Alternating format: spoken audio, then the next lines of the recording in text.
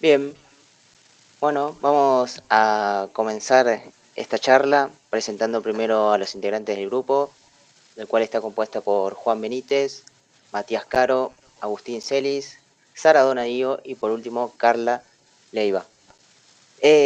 Nuestra presentación de hoy en día va a hablar sobre los fundamentos para la prescripción de ejercicio orientado a la prevención de lesiones, en el cual acá vamos a observar cómo va a estar dispuesta la charla de hoy, en el que vamos a empezar con una pequeña introducción, hablando de puntos claves a tener en cuenta, los diferentes tipos de lesiones y por último un abordaje para la prevención, hablando de parte práctica y mostrando un par de videos.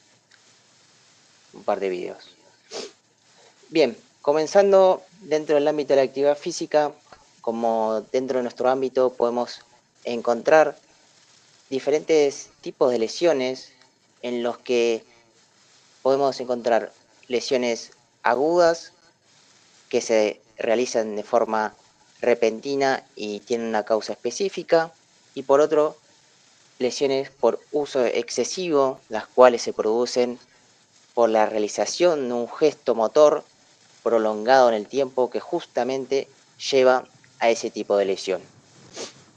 Bien, ahora nos preguntaremos, ¿cuándo aumenta este riesgo de lesión?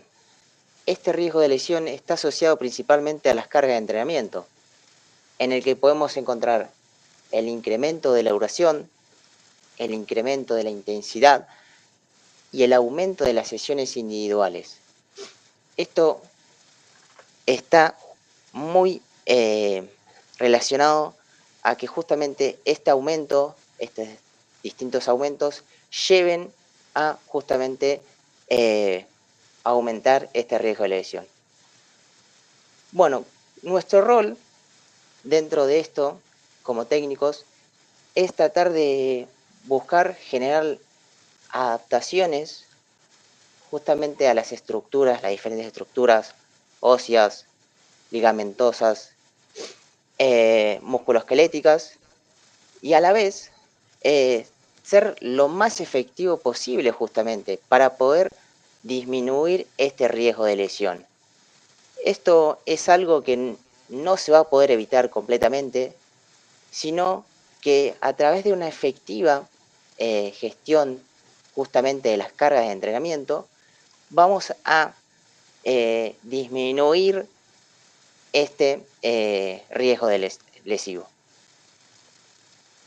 Bueno, siguiendo con lo que decía mi compañero, dentro del campo se pueden observar diferentes mecanismos lesionales que se dan en diferentes ámbitos, como por ejemplo el ámbito de salud y el deportivo. Dentro del ámbito de salud, los mecanismos que generalmente podemos encontrar son, los mecanismos lesionales que generalmente podemos encontrar son por trauma, es decir, caídas, golpes, y además también por sobreuso. En cambio, en el ámbito deportivo, ya sea recreacional, de mediano rendimiento o alto rendimiento, encontramos mayormente lesiones por contacto y a gran velocidad, es decir, lesiones agudas. Aunque también podemos encontrar lesiones por sobreuso, siempre dependiendo del tipo de deporte que realice el sujeto eh, analizado.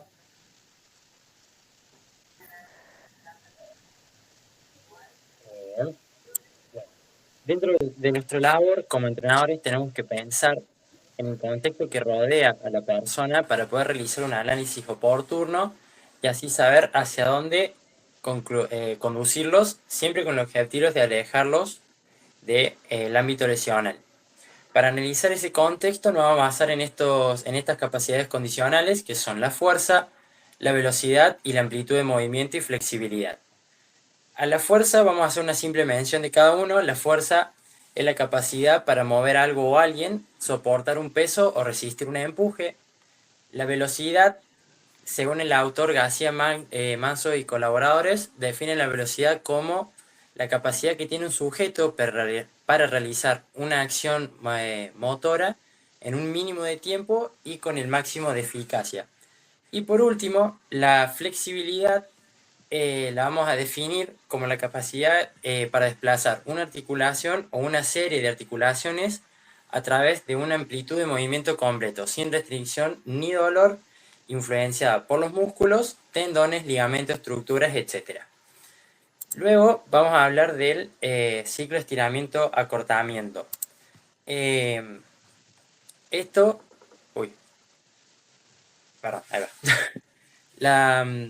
Estas acciones se producen mediante la interacción constante de las fuerzas internas y externas que determinan eventos de impacto, estiramiento o acortamiento muscular. Dichas acciones se suceden de forma continua, tensiones tanto excéntricas, isométricas y concéntricas, con un tiempo de transición muy corto entre la fase excéntrica y concéntrica. Para dar una breve explicación de qué es el SEA, primero los músculos se estiran de forma elástica, que es la fase excéntrica, y posteriormente comienza a contraerse energéticamente, que es la fase concéntrica. La transición entre estas fases se produce muy rápidamente, que ya lo mencionamos anteriormente, y la característica principal del desarrollo del impulso de fuerza en este tipo de movimiento es que la fase de amortiguación, es decir, la fase excéntrica, donde la energía cinética que se produce, el cuerpo al caer, se transforma en un determinado potencial de tensión elástica de los músculos que se encuentran estirados. Dicho potencial luego será utilizado como suplemento de fuerza para el trabajo concéntrico. Las lesiones que trabajaremos en esta presentación a continuación serán sobre isquiotibiales, tobillos y rodillas. Lo que haremos será un repaso anatómico, un repaso biomecánico para después centrarnos en la mecánica lesional más comunes que podemos prevenir en el ámbito del ejercicio físico como entrenadores, y luego trabajaremos algunas cuestiones metodológicas para saber cómo proceder para tener una buena eficacia en la prevención de lesiones. Vamos a comenzar por los isquiotibiales. Lo que vamos a tratar de hacer va a ser comprender las bases anatómicas biomecánicas para después poder analizar algunas cuestiones referidas a los mecanismos lesionales y en base a eso poder diseñar ciertas estrategias de ejercicios, pero teniendo una base previa para poder comprender hacia dónde ir. Vamos a hacer un repaso de lo que vamos a observar, un repaso anatómico arrancando por el semimembranoso, que tiene origen en la cara posterior del isquio, para luego insertarse en el cóndilo, en el cóndilo interno de la tibia. Luego el semitendinoso, con tendón común compartiendo con el músculo antes mencionado, para tener origen en la cara inserción en la cara interna de la tibia, conformando la pata de ganso con otras dos estructuras, sartorio y recto interno.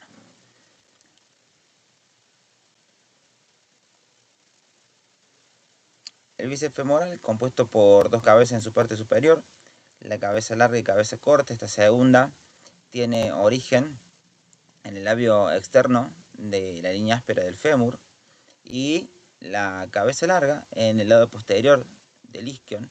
Ambas cabezas convergen en un tendón común para insertarse en el apófisis estiloides de la cabeza del peroné. Entonces, este grupo muscular, esta tríada muscular, tiene origen en el isquion, inserción por separado, un grupo en la tibia y otro grupo, que es el bíceps femoral, en el peroné. Ambos son biarticulares, quiere decir de que trabajan por sobre la cadera y por la rodilla. Y la acción que nosotros vamos a analizar va a ser la extensión de cadera y la flexión de rodilla. Lo que vamos a hacer ahora va a ser analizar la mecánica de sprint, el momento exacto en el cual se produce la lesión de esta musculatura analizada. El plano que vamos a analizar únicamente es el plano sagital, que nos vamos a centrar en la flexión de la rodilla, en la extensión de la cadera, y únicamente lo vamos a analizar desde ese plano de movimiento. En este video vamos a observar la mecánica, en verde la tibia, en rojo el fémur. Vamos a observar cómo es el recobro del pie conjunto con la tibia, como indica la flecha verde. Y en este momento los isquiotibiales están sufriendo una fase de contracción concéntrica para el recobro de la tibia y la pierna hacia adelante.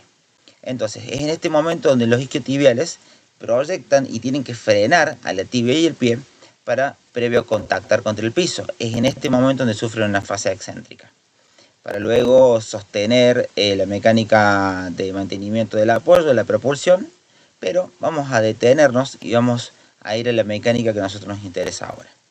Es en este momento, con flexión de cadera y flexión de rodilla, donde se proyecta hacia adelante el pie y los isquiotibiales tienen que frenar esa proyección para que pueda caer con efectividad la tibia y el pie en ese ataque hacia el piso.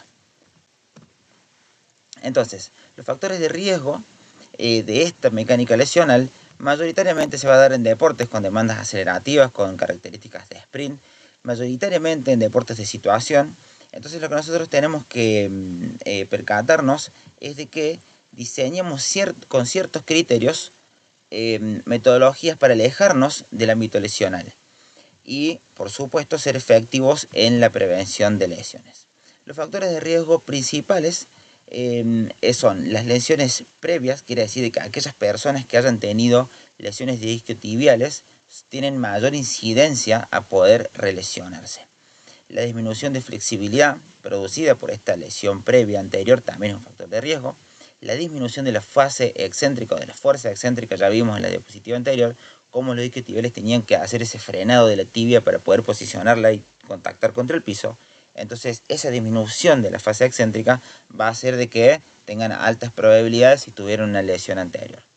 Y las alteraciones biomecánicas que produzco esa lesión previa, por esto que nombramos, disminución de la flexibilidad, disminución de la fuerza excéntrica, son todas factores que tenemos que tener en cuenta a la hora de la evaluación para saber hacia dónde ir, porque si hay una lesión previa es un gran factor de riesgo. Los desbalances musculares de fuerza. ¿Qué quiere decir en esto? Que la musculatura flexora de la rodilla, que es la que estamos analizando, la musculatura isquiotibial, lo más probable es de que si hay una asimetría entre las musculaturas isquiotibiales, si tienen debilidades entre los miembros inferiores, la pierna derecha con la pierna izquierda, quiere decir que aquella pierna que tenga menos fuerza en esa musculatura flexora tiene una alta incidencia en la probabilidad de lesión del isquiotibial. Como así también las asimetrías generales de la fuerza de los miembros inferiores, dependiendo de las evaluaciones que se usen, si se detectan diferencias de fuerza significativas en torno a un 10%, ya estaríamos hablando de un riesgo lesional. Y la diferencia entre agonista y antagonista en las evaluaciones de, en este caso, flexores de rodilla contra extensores de rodilla, quiere decir contra los isquiotibiales y los cuádriceps, si hay asimetrías entre ellos demasiado grandes y significativas según distintos escritos, habría grandes factores de riesgo y probabilidades de lesión. Y por último, la fatiga muscular, con ayuda de la fatiga del sistema nervioso central, es un gran factor de riesgo de esta musculatura que estamos analizando. En algunos escritos se ha encontrado que las principales lesiones de isquiotibiales se dan sobre todo en los finales de los partidos o entrenamiento, quiere decir que la carga metabólica producida por la fatiga es un factor de riesgo importante. Los músculos fatigados también sucumben ante esfuerzos excéntricos, quiere decir que esta musculatura no es capaz de sostener una fase excéntrica de gran velocidad en presencia de fatiga. Y por supuesto las repeticiones de gestos técnicos repetidos en el tiempo, como por ejemplo las demandas acelerativas, demandas de sprint, lineales, que es lo que estamos analizando en esta mecánica, son uno de los principales factores de riesgo. Entonces las estrategias que podríamos tener en cuenta es analizar los aspectos de fuerza, como dijimos anteriormente, sobre todo de la musculatura implicada, que son isquiotibiales, pero también tener en cuenta los antagonistas. Incluir entrenamientos integrales, quiere decir en el programa de entrenamiento tener mucha consistencia y solidez en los entrenamientos, sobre todo de demandas neurales, de estabilidad central, de flexibilidad, de movilidad, estabilidad dinámica y pasiva y propiocepción. Integrar estímulos excéntricos por sobre todo, como veremos más adelante en la presentación.